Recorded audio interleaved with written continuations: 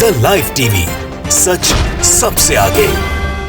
No, I think the criticism is valid in lots of cases, and I think it's important for the government to sort of rise to the occasion and do things what the people what they are chosen by the people of this country. I think it's only an inhuman person will not get affected by the bodies floating, but for another political party to use it for their gain, I think is also not right. I think we should, as people, as I said to you, get angry. And it is important to hold governments responsible for what has happened. Somewhere they have slipped, and it's important that, and it is time for them to sort of understand that there is much more to life than just image building, maybe. आओ महारथी, आज आया है ये ऊंट पहाड़ के नीचे।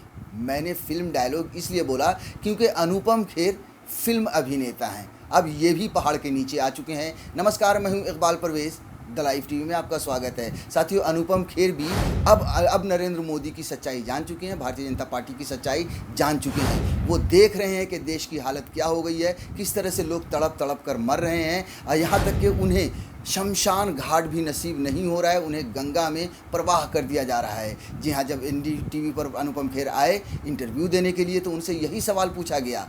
तब अनुपम खेर ने क्या कहा कि जो लोग क्रिटिसाइज़ कर रहे हैं, जो लोग मोदी सरकार की आलोचना कर रहे हैं, उनका ये हक है क्योंकि उन्होंने ही सरकार को चुना है। और अनुपम खेर ने माना है कि मोदी सरकार ने सही से काम नहीं किया। अगर सही से काम करती तो आज देश की ये हालत नहीं होती, कहीं ना कहीं सरकार फिसली है। अनुपम खेर ने ये भी मान लिया कि मोदी सरकार को अपनी इमेज बनाने से ज़्यादा लोगों के लिए काम करना चाहिए। साथियों, क्या आपने पहले अनुपम खेर की इस तरह की भाषा आपने सुनी है? क्या कभी आपने नरेंद्र मोदी की बुराई सुनी है? ये पहली बार उन्होंने नरेंद्र मोदी को और भारतीय जनता पार्टी की सरकार को क्रिटिसाइज़ किया है। जी हाँ, 2014 के बाद अनुपम खेर पूरी तरह से नफरतबाज के रूप में सामने आए थे। नरेंद्र मोदी के खूब तलवे चाटे, भारतीय जनता पार्टी की खूब वाहवाही की। जी हाँ, वो फिल्मी इंडस्ट्री जहाँ कभी हिंदू मुसलमान नहीं होता था, वहाँ पर भी इन्होंने नफ़रत बांटी है और वहाँ पर भी एक दीवार खड़ी की है हिंदू मुसलमान की और नफ़रत की। वही अनुपम खेर आज नरेंद्र मोदी की सरकार को क्रिटिसाइज़ कर रहे हैं, भारतीय जनता पार्टी को कह रहे हैं कि उन्होंने सही से काम नहीं किया है।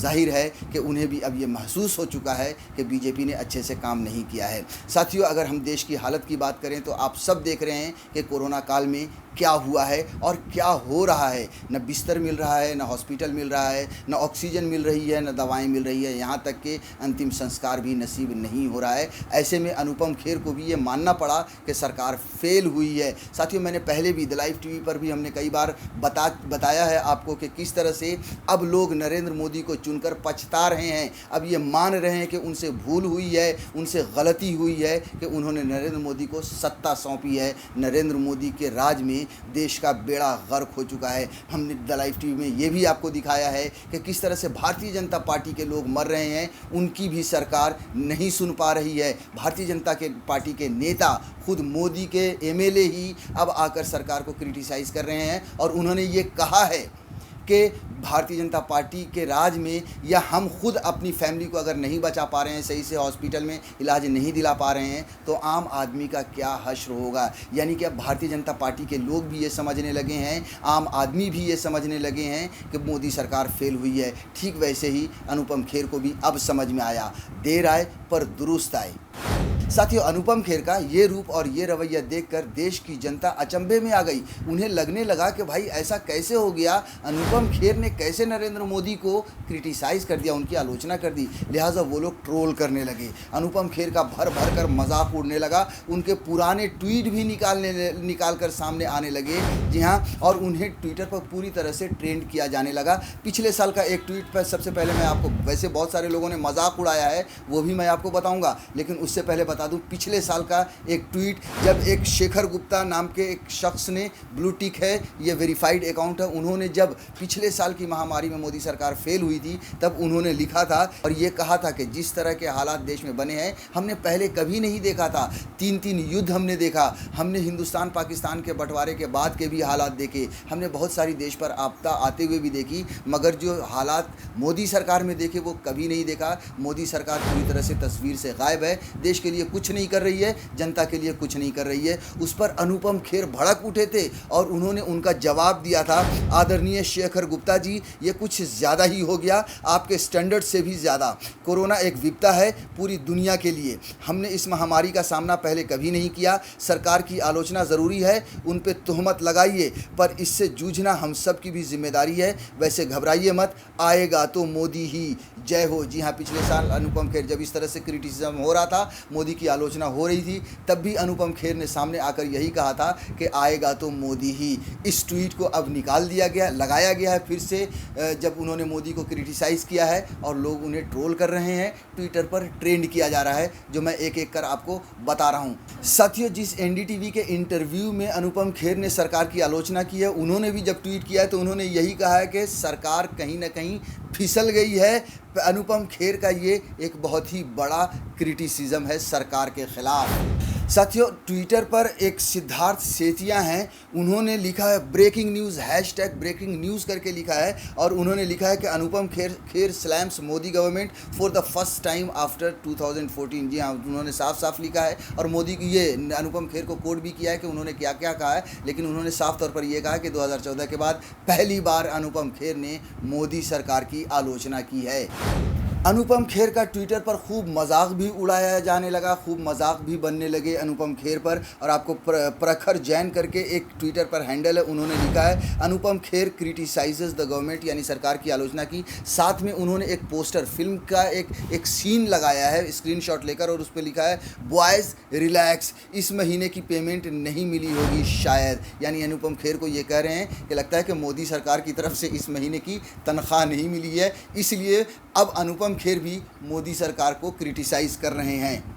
ट्विटर पर एक और हैंडल है प्रिंस नाम से, उन्होंने लिखा है Anupam Kher gives an interview. वो ये कहना चाह रहे हैं कि एनडीटीवी पर उन्होंने अनुपम खेर ने इंटरव्यू दिया है और सरकार ने जो कोविड-19 को ठीक से हैंडल नहीं किया उसको क्रिटिसाइज़ किया। और साथ में उन्होंने नरेंद्र मोदी को एक तस्वीर मॉर्फ करके लगाई है, एक आदमी माइक लेकर खड़ा है और हाथ हिला रहा है, शक्ल नरेंद्र मोदी की है, और उसमें ये लिखा है, नरेंद्र मोदी ये कह रहे हैं कि ये हमारा लड़का नहीं है। मतलब वो अब नरेंद्र मोदी ये कह रहे हैं अनुपम खेर के लिए कि ये अब हमारा लड़का नहीं है। तो इस तरह से मजाक उड़ाया जा रहा है। साथियों, एक और प्रिंस ने ही एक और ट्वीट किया है, उसमें लिखा है Anupam Kher comes on NDTV and criticises central government. फिर वही बात उन्होंने कही है कि एनडीटीवी पर आकर सेंट्रल गवर्नमेंट को उन्होंने क्रिटिसाइज़ किया है, और एक तस्वीर साझा की है उन्होंने, उसमें लिखा है एक तरफ नरेंद्र मोदी हैं और एक तरफ अनुपम खेर हैं। आप तस्वीर को देखिए, उसमें लिखा है तू अपना ही है ना, सवालिया निशान। यानी नरेंद्र मोदी अनुपम खेर से ये सवाल पूछ रहे हैं कि भाई तू अपना ही है ना। एक और हैं अम्मार अख्तर नाम का हैंडल है ट्विटर पर, उन्होंने हैशटैग अनुपम खेर लिखा है और लिखा है criticises government for misleading Covid, यानी कोविड के समय सही से, उनका भी मतलब यही है कि सरकार ने सही से इस बीमारी के, इस महामारी के समय में हैंडल नहीं किया है।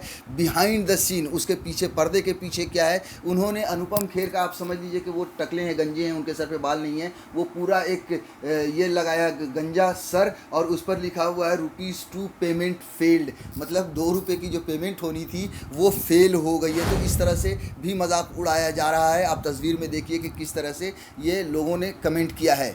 साथियों, भारतीय जनता पार्टी जिस तरह से अपनी हर सफलता का ठीकरा नेहरू पर फोड़ती है, यहाँ पर नेहरू का नाम लेकर भी मजाक उड़ाया गया है अनुपम खेर का और नरेंद्र मोदी का।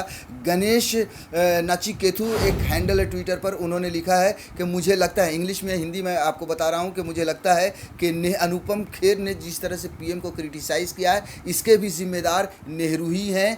हिस्ट्री यानी इतिहास कभी भी नेहरू को माफ़ नहीं करेगा, नेहरू को नहीं भूलेगा।